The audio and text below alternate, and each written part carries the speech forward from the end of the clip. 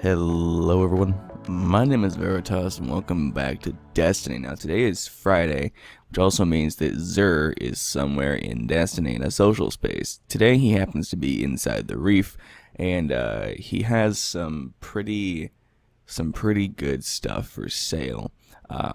Honestly, this is probably one of the best stocks he's had in a very long time. I'm biased towards the VOIDFANG investments here, of course, as that is the exotic that I rock all the time for the Warlock, but also the Helm of Saint 14 is one of the better and rarer helmets for the Titan, and the Bones of AO are very good and very useful hunter boots, and Invective is a fun Crucible and PvE shotgun, so pretty much everything here is a good idea to purchase. Now, before I go and tell you to purchase everything he has here, I'm going to go ahead and tell you how good the rolls are. It doesn't look like they're very good, though. Alright, the Helm of Saint 14 here is an 88 to 90% of the maximum possible roll. So this Saint 14 is not great, but, you know, it's at least a Saint 14.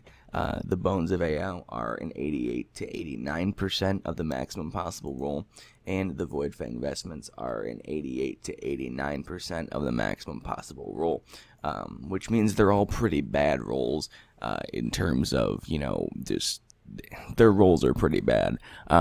So, you know, 88 to 89% on all of these, so about 90% of the maximum stat roll on all of those, which is not terrible. I have a few pieces that are like that, so it doesn't super matter if you're not going for, you know, a tier 12 build or, you know, a super end game, you know, meta worthy build. I would purchase all of these items, including the shotgun, because they are fantastic.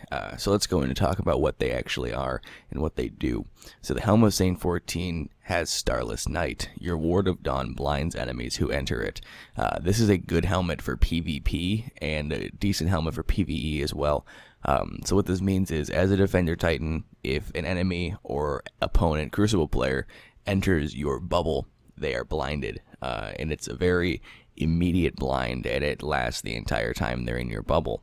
So that's kind of fun and kind of useful for a lot of things. It also blinds a lot of enemies in PvE, so if you want to like block off an area or there's a large group of enemies coming towards you, you can bubble and they'll be blinded and they'll stop attacking and all that kind of stuff. So it kind of helps for, you know, strikes or raids or things like that. It's pretty useful, actually. The Bones of AO are a utilitarian pair of hunter boots, which upgrade your double jump to have an additional jump. What this means is your double jump becomes a triple jump, and your triple jump becomes a quad jump, I think. So yeah, you gain an additional jump. You do not gain an additional blink, though, so don't try to double blink with those. And the VOIDFANG investments. I am very partial to these. These are my favorite. This is my favorite exotic for the Warlock, and it has been since year one. It's one of my favorite exotic pieces of armor in the game. What these do is they have Hungering Void. You spawn with full grenade energy, and your Axion Bolt grenade spawns an additional Seeker.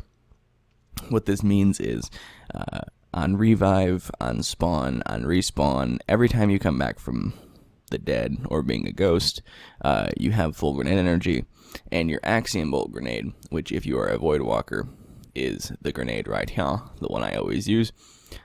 This one right here, if you throw this, it scans the immediate area and spawns little orbs of void light that seek out and chase down enemies. It's defaulted to 2 of those seekers, but with the VOIDFANG investments you get 3 seekers, which is very useful for PvP and PvE, especially if you have like Bloom or something that causes explosions from those kills. Now moving into the Invective. The Invective is a fun little automatic shotgun. It also looks really cool. This is a full auto shotgun, like I said. It has Final Round and the Invective perk. This weapon regenerates ammo over time. I believe it's about a bullet every 8 seconds is what this is, or maybe that's just Icebreaker. But this does regenerate ammo over time, so you can have it in your inventory and it will regen ammo slowly, which is nice for, you know, Crucible, or you know, if you're stuck in a raid or a strike and you don't have special ammo, switch to this puppy and boom, you have special ammo. So yeah, there are your recommendations. I would buy everything if you don't have them. Specifically, I'd buy the helmet and probably this chest piece if you don't have it yet. If you're a Void Walker, if you're not a Void Walker, don't bother with it. And if you're not a Defender Titan, don't bother with it. These boots work for all subclasses, and the shotgun is, all subclasses. So those are my recommendations. Defender, everything. Void Walker, everything. This is a Legacy Engram helmet. This means that it will decrypt into a year 1 item, 170 light maximum, so don't bother with this if you want a year 2 helmet. Moving down to the curios, he has a plasma drive. You can use a plasma drive to upgrade a rare sparrow into a legendary sparrow with a blue, smoke trail type thing. Emerald Quill is the same thing, but with green. Heavy ammo sense can be used to regenerate heavy ammo in combat if it's empty or low, and you can also use this to trade into factions for faction reputation. 3 of coins can be used to drop exotic engrams from named bosses or ultra kills, and also at the end of Crucible matches, use 1 at a time. Use 1, do a thing. If you don't get it, use another one. Don't use 5 at a time. And glass needles are an expensive way of re-rolling these armors, so if you really do want a chest piece, or you really do want boots or a helmet, and you want a better stat roll, go ahead and use these, and you can just keep re-rolling any of these things and until it has a higher stat roll on it. Numerically, look at the Bungie Armory to make sure you're not trying to roll for something that doesn't happen, though. That's a thing people do. And then Motes of Light, this is an awful conversion, never use it. So this is where Xur is, that's what Xur has. Pretty good stuff this week, actually. I would recommend it. Honestly, I would recommend going and pretty much buying everything he has if you are the appropriate subclass for what he's got. So that's it from me. Those are my recommendations, and that's where he is. So I want to thank you guys so much for watching. If you enjoyed, I really much appreciate it. And as always, until the next video, have a great day, everyone.